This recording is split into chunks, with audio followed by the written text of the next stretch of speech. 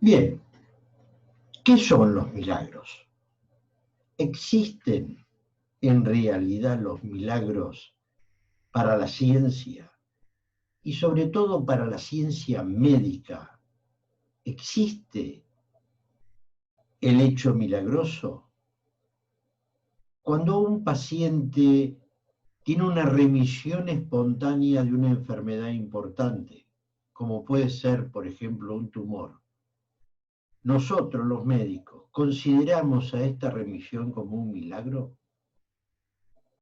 ¿Y por qué los médicos somos tan reacios a abordar este tema?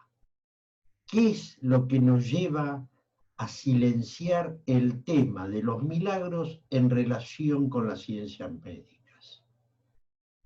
¿Será porque somos indiferentes ante este tema? ¿O será porque nos produce determinados prejuicios? ¿O porque tenemos simplemente desinterés? No nos interesa y por lo tanto no lo tratamos. Si esto, fíjense en ustedes, fíjense qué interesante este tema, este enfoque. Fíjense que si yo, como científico,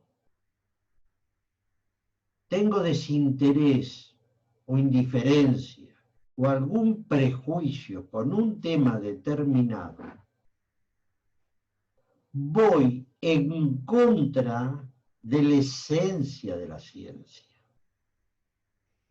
Voy en el camino opuesto a ser científico.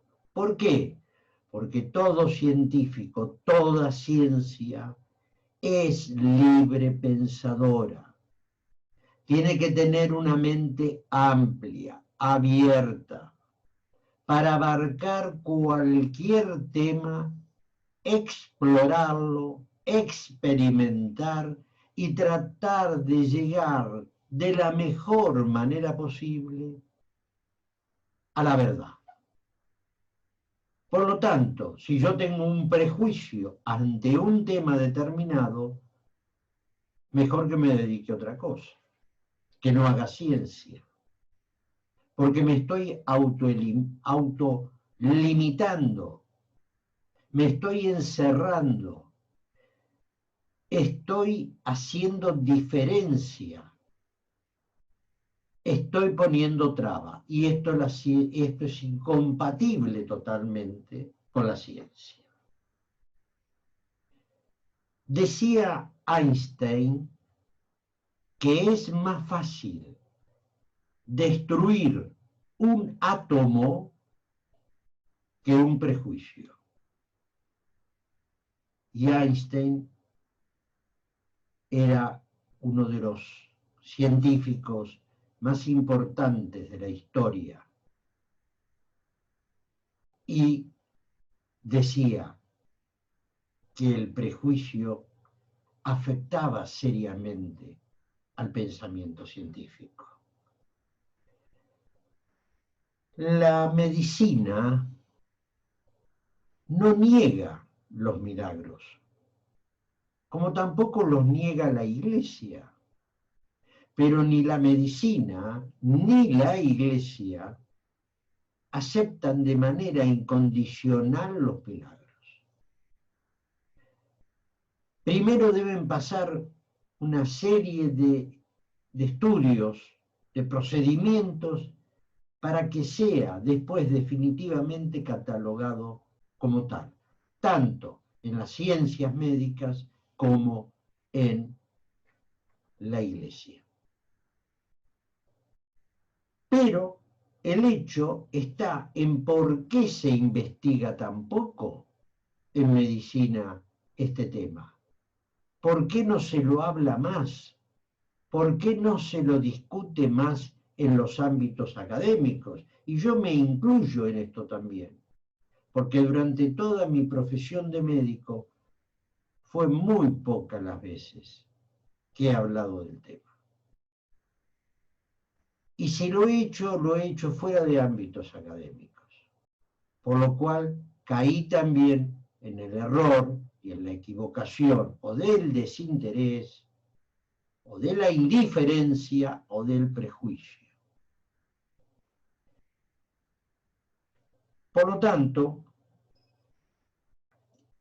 hoy abordaremos el tema de los milagros en la ciencia y sobre todo en la ciencia médica, pero antes de hacerlo, vamos a tratar de ver cuál es el origen, dónde se originan los milagros. Y primero definir qué es un milagro. No podemos hablar de algo, ¿no es cierto?, si primero no lo definimos bien, correctamente, para poder entender lo que es, de lo que vamos a tratar, y segundo, ver dónde se encuentran los milagros, cuál es la sede de los milagros. Si está en este planeta, si está en otro universo, si trasciende al universo y ocupa ámbitos divinos, o si está dentro nuestro. Por lo tanto, partiendo de esto, definiremos a un milagro como un hecho no explicable por las leyes naturales y que suele tener o se lo suele atribuir a un origen divino. Hablamos entonces de hechos, palabra que yo he resaltado aquí, hechos que ocurren y no de hechos o sucesos a punto de partida de la fe, sino que son atribuidos a un origen divino. Esto quiere decir que no es necesario tener fe para ser beneficiado por un milagro. ¿Dónde ir a buscar los milagros? ¿Cuál es la sede de los milagros? Lo que debemos tener presente es que los milagros no se producen en nuestro cuerpo, sino que se reflejan en nuestro cuerpo y que se originan en el espíritu. El espíritu es para la ciencia lo que da la vida a la materia, o sea, la energía. Esto ya lo hemos hablado en videos también anteriores. Sobre todo hemos definido lo que era la energía y de qué esencia está hecha el ser humano. Y, por lo tanto, podríamos decir que entonces que los milagros son procesos de energía que se manifiestan o reflejan en la materia. Daré un ejemplo muy simple. Un dolor de cabeza, un golpe de tos, una diarrea, un resfriado, no es una enfermedad. Son síntomas. La fiebre, por ejemplo, misma, son síntomas o signos que reflejan que algo está ocurriendo dentro nuestro. Algo ocurre en nuestra biología, en nuestra esencia, que como habíamos dicho era nuestra energía. Por lo tanto,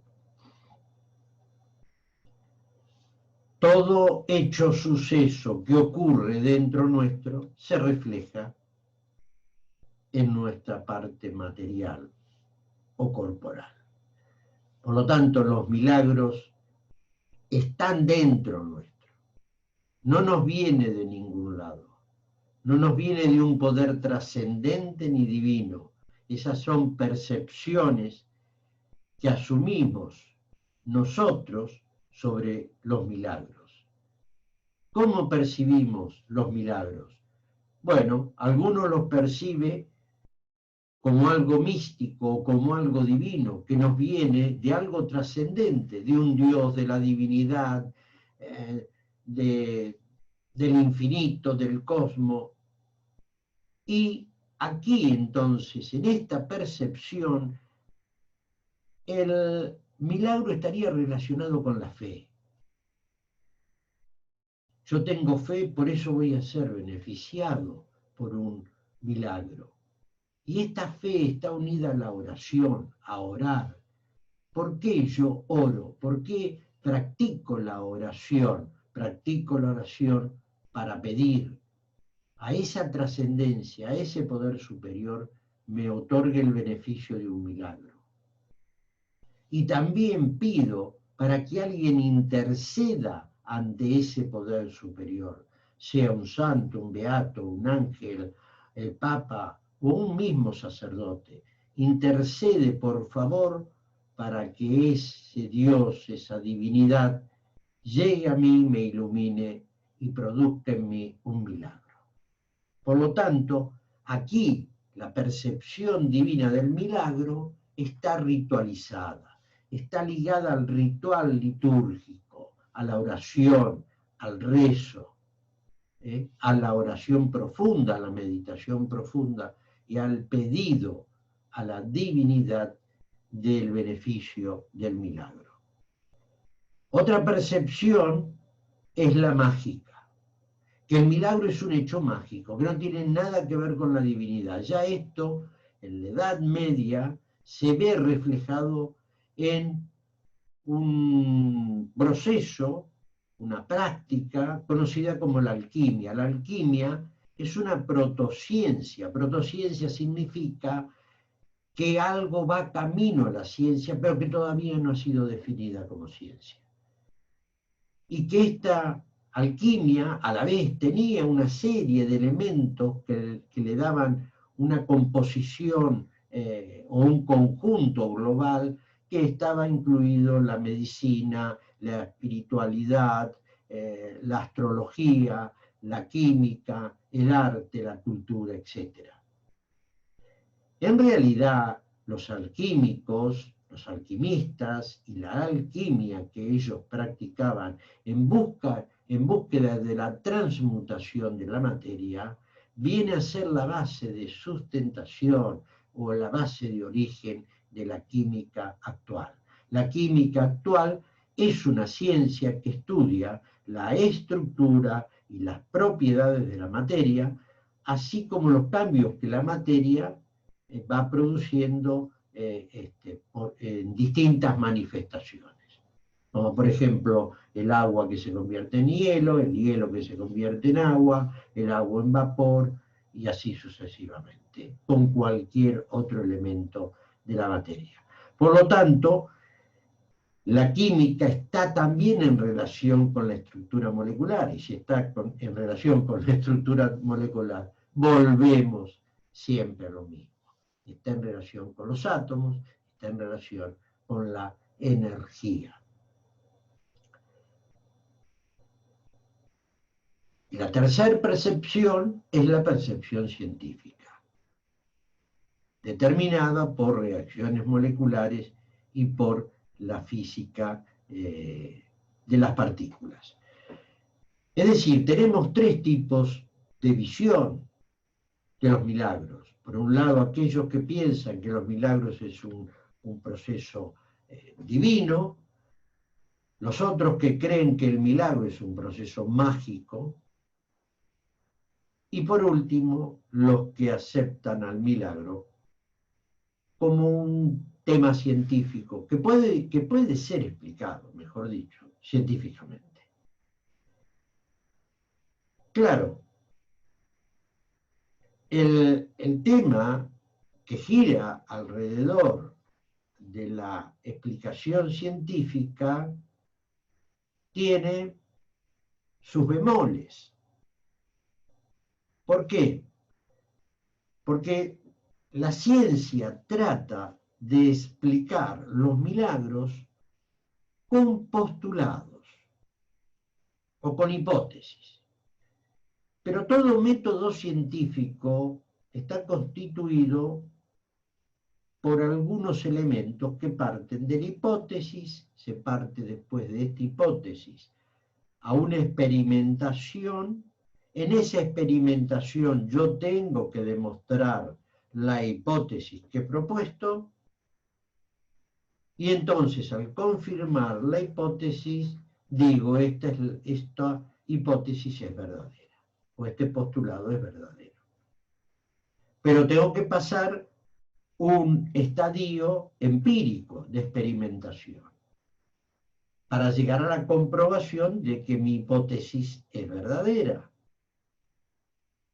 En la ciencia médica se ha partido de varias hipótesis, pero en realidad nos hemos quedado en las hipótesis. No hemos pasado a la fase empírica para comprobar la certeza o no de la hipótesis que hemos propuesto para el caso, en este caso, de los milagros.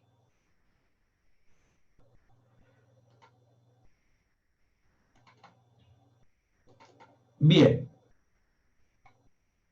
Sin embargo, algunos se arriesgaron a definir algunos postulados, pero estos postulados, yo diría, están más relacionados con la parte psicológica, intelectual, que la parte empírica o demostrativa de los orígenes científicos y del desarrollo de estos milagros. Los que más estudiaron este tema son dos catedráticos de psicología de la Facultad de Medicina y Cirugía de Colombia, Helen Schuman y William Deptford, que tenían una relación laboral muy conflictuada entre ambos, y un día se pusieron de acuerdo y dijeron, así no podemos seguir trabajando.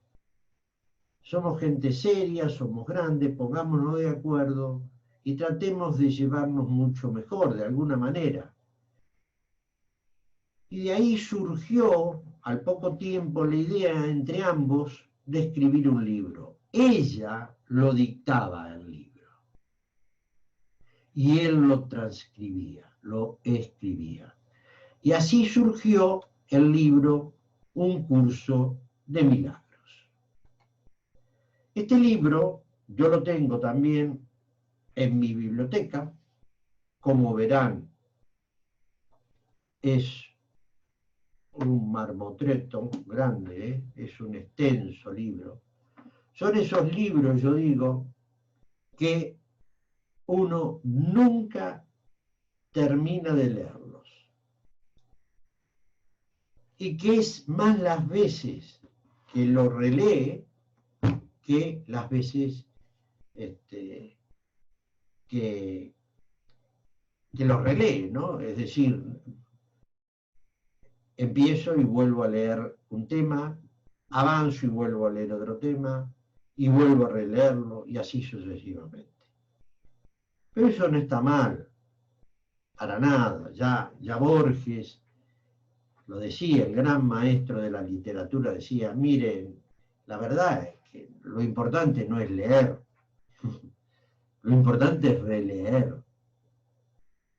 ¿Por qué? Porque usted cuando está releyendo, decía Borges, está reescribiendo el libro. Y cada relector es un nuevo autor. Y así surgen nuevos libros con la relectura. Y es cierto, si uno a veces lee un libro y queda un poco atascado ahí porque no entiende ciertas cosas, en una segunda lectura las entiende con facilidad. Hay un mecanismo del intelecto que nos facilita el camino en la segunda relectura. Y la reinterpretación se nos facilita. Bien, volviendo al curso de milagros. Este libro también para mí tiene su historia, porque cuando yo me lo recomendaron y lo quise comprar, este libro estaba agotado. Y lo busqué durante muchísimo tiempo, mucho tiempo, y no lo conseguía. Hasta que un día, caminando por Barcelona, entro en una librería, no recuerdo bien, creo que era del Casco Antiguo, o de Paseo de Gracia, y ahí entré como por un impulso, porque no tenía en mente ningún libro para comprar, ni ningún libro para hojear, y me dirigí a un subsuelo, bajé 3 o 4 escalones a un subsuelo y directamente me dirigí a una estantería de todo, la última, abajo de todo, y donde comenzaban los libros, al final. Mejor dicho, al principio, donde se colocó el primer libro, del último estante de todos, del final de todos los estantes. ¿Y qué pasó? Ahí estaba el libro. Ahí estaba el libro o curso de milagro, que yo después lo escribo en una de sus primeras páginas, folios en blanco, que este libro también ha sido producto de un milagro, ya que yo no lo conseguía y circunstancialmente un día, por casualidad, estando el libro agotado totalmente y ya cansado de buscarlo, lo encuentro en una librería. Bueno, es un comentario que no deja de ser indudablemente un milagro. Muy bien, ¿qué dicen estos dos psicólogos, estos dos catedráticos? Hacen una serie de postulados. Uno de ellos es que un milagro sería un proceso de conversión que la persona introduce en un pensamiento falso. No es consciente la persona de esta conversión, pero ese pensamiento falso se convierte de pronto en un pensamiento positivo, en un pensamiento verdadero.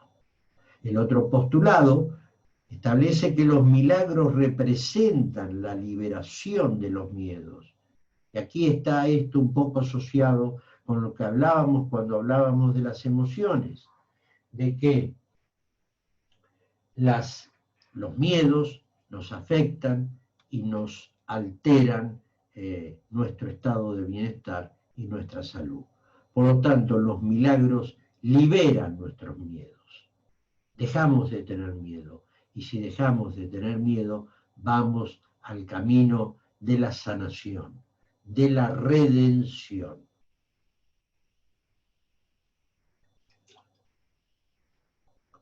Los milagros son hechos naturales, dicen estos autores, y cuando no ocurren es porque algo anda mal. Toda la naturaleza está llena de milagros. Solamente basta mirarla, pararnos, detenernos en un camino, en un lugar cualquiera y mirar la naturaleza y pensar cómo eso está puesto ahí, cómo ha llegado ante nosotros, cuántos miles, millones y millones de años han transcurrido en el proceso de la creación. Eso es un milagro.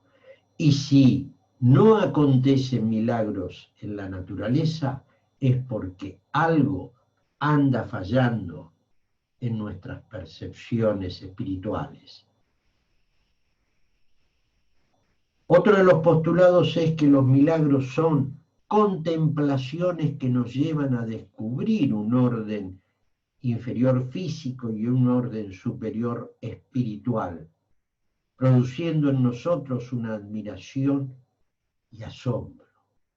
Bueno, este postulado es mucho más complejo, requiere un estudio más profundo sobre textos antiguos, el Antiguo Testamento, el Nuevo Testamento, recurrir a estudios cabalísticos para explicar un poco el postulado que proponen estos dos catedráticos. Por lo cual, como no es el tema de hoy, seguiremos. Lo nombro para que ustedes tengan conocimiento del mismo. También postulan que los milagros expresan leyes de la eternidad y no leyes temporales. Los milagros son hechos, sucesos trascendentes. No suceden en la materialidad, en la materia, en lo físico.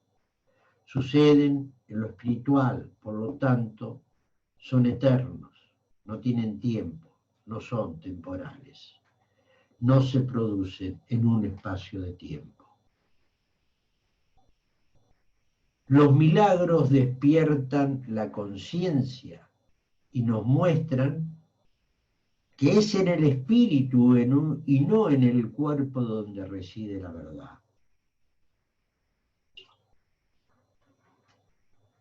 Es decir, que si yo sufro un milagro, recibo un milagro, mejor dicho, porque sufrirlo no es lo correcto, sino soy beneficiado por un milagro, eso quiere decir que en algún momento todo mi ser va a despertar, mi conciencia va a despertar ante ese milagro y me va a hacer ver que la verdad está más allá de lo que yo veo, de la realidad cotidiana, que la verdad es otra cosa que no tiene nada que ver con lo que yo creo que es verdadero. Otro de los postulados que proponen estos catedráticos son que creemos que lo que no vemos con los ojos no existe. Esta creencia nos lleva a negar nuestra propia esencia, nuestra espiritualidad, o sea, la verdad. Es un poco lo que decíamos antes, ¿no? Hay muchos que dicen, si yo no veo algo, no creo que exista. Tengo que verlo para creer. Indudablemente, esto lleva a la negación de nuestra parte espiritual. Es decir, nos pone en un realismo absolutista, en un fundamentalismo realista. Todo lo que veo es válido. Si no lo veo, no es válido. Muy bien. Como hemos visto hasta aquí, hay postulados relacionados a los milagros propuestos por estos catedráticos en este libro magistral, que es un curso de milagros. Es un libro también muy discutido, muy criticado. Por supuesto, están los que aplauden la obra y están los detractores de la obra. Siempre ocurre lo mismo, con la pintura, con la literatura, con la política. Siempre están los que apoyan y están los que rechazan la dualidad existencial del ser humano. Muy bien, pero veamos ahora, esto es un enfoque postulado muy teórico, muy desde la teoría, válido por supuesto, y que no viene mal conocerlo. Pero vamos a ver ahora qué ocurre cuando yo como médico me enfrento a un hecho o a un suceso relevante. Como que tengo un paciente que tiene un tumor, le estoy haciendo un seguimiento y de repente el tumor no está más.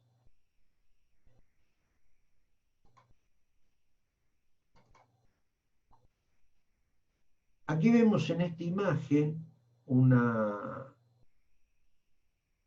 mamografía donde se percibe un pequeño nódulo que en el resto de las mamografías, que aquí no se nota muy bien, pero que desaparece.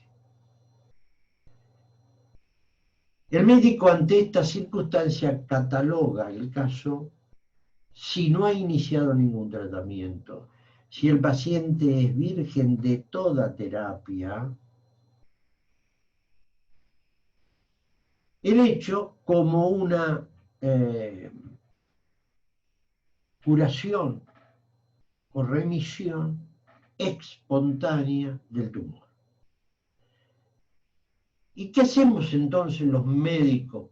Porque tenemos que justificar esto no desde la fe, no desde la magia, sino que tenemos que justificarlo con una metodología científica que me explique a mí por qué una enfermedad de esta envergadura por sí desaparece. ¿Hay algo en nosotros que la ha hecho desaparecer? ¿Hay algo fuera nuestro o que está dentro nuestro, pero que trasciende a nosotros, que nos permite curarnos? Entonces surgen así algunas hipótesis, como que un estímulo al azar del sistema inmunitario hace que desaparezca el tumor. El otro, la apoteosis, que se trata de que las células tumorales se suicidan, ¿m?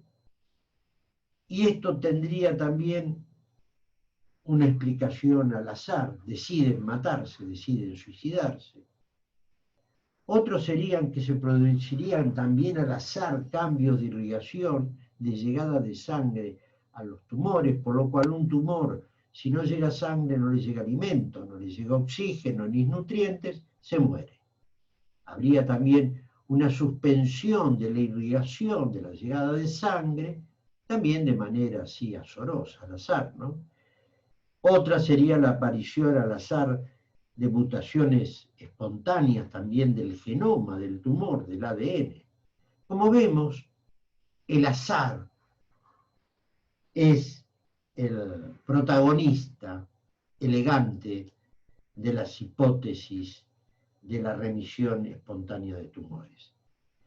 Pero yo pongo aquí sin confirmación empírica, es decir, vuelvo a repetir lo que les dije al principio de la charla. Toda ciencia necesita de una hipótesis, de una demostración empírica para confirmar o rechazar la hipótesis propuesta. Si yo digo que las células se suicidan, debo demostrar empíricamente, experimentalmente, que esto ocurre en el organismo para darla como válida. O si en cambio digo que los tumores retrogradan o hay curación espontánea porque el tumor deja de recibir sangre, esto debo demostrarlo experimentalmente. Sin embargo, las hipótesis quedan en hipótesis, quedan en postulado, y no se ha profundizado la investigación a este respecto. En cuanto a la frecuencia, bueno, no hay certeza, no tenemos una certeza de la cantidad real, por muchísimas razones. Primero, porque no se, vuelvo a repetir, yo no sé si hay interés, desinterés o prejuicios en hacer un estudio más profundo sobre este tema. Pero bueno, vamos a calcular que entre 60.000 y 100.000 pacientes habría una remisión espontánea. Y que existen aproximadamente más o menos documentados 1.000 casos de remisión espontánea, aunque se estima que esta cifra es muy baja y que la cifra total es mayor. Muy bien. Vamos a ver ahora un milagro instituido dentro de nosotros.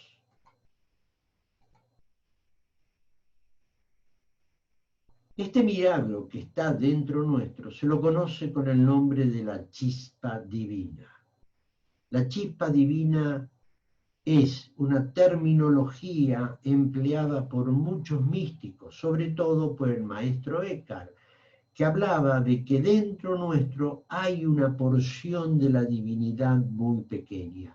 Y esa porción que tenemos de Dios, del infinito, que nos viene del infinito, es la que nos da la vida. Y donde todos los místicos a lo largo de la historia y los profetas han ubicado a esta chispa divina. ¿En qué lugar la han ubicado? La han ubicado en el corazón. La chispa divina se encontraría en nuestro corazón.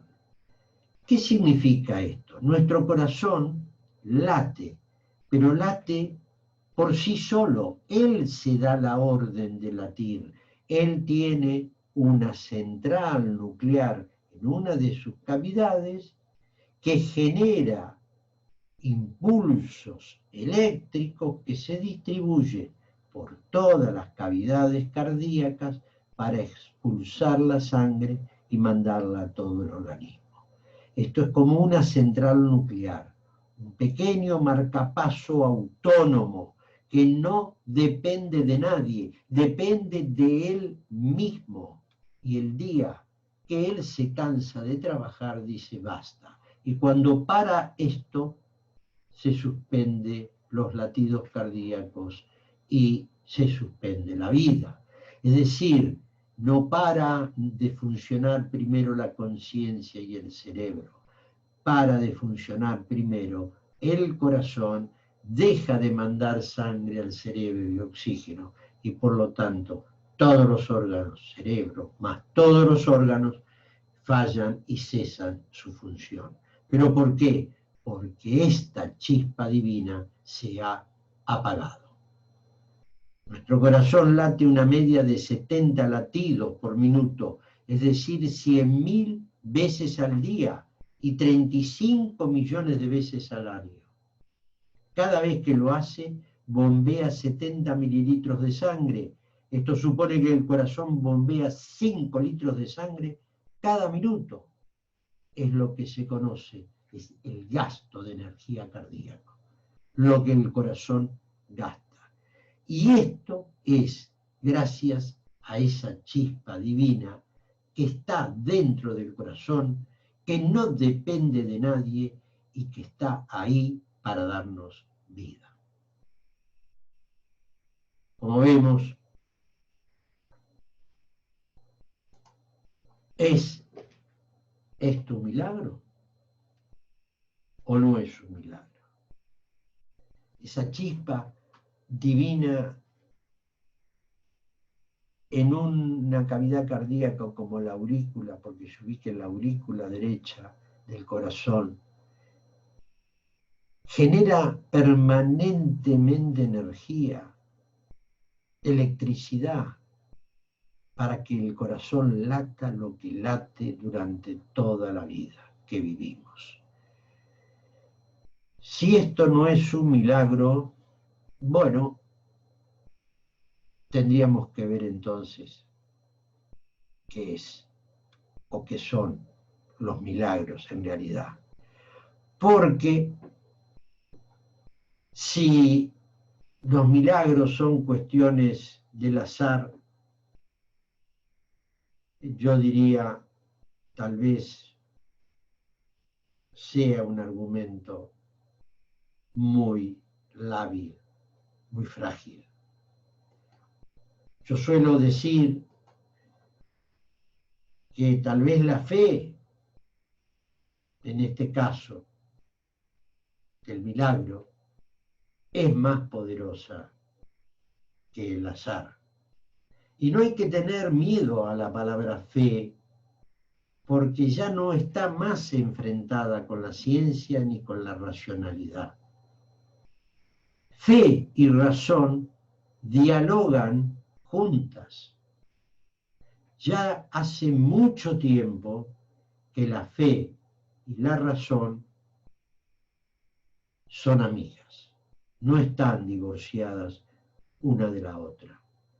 Ya lo decía en su carta encíclica Lumen Fidei el Papa Francisco, en un capítulo relacionado que dice diálogos entre fe y razón. Ya no hay más por qué separar la fe. Si yo tengo fe, no tengo razón. Si tengo razón, no tengo fe. No, la fe y la razón van íntimamente unidas. La fe y la religión no son incompatibles, perdón, la fe y la ciencia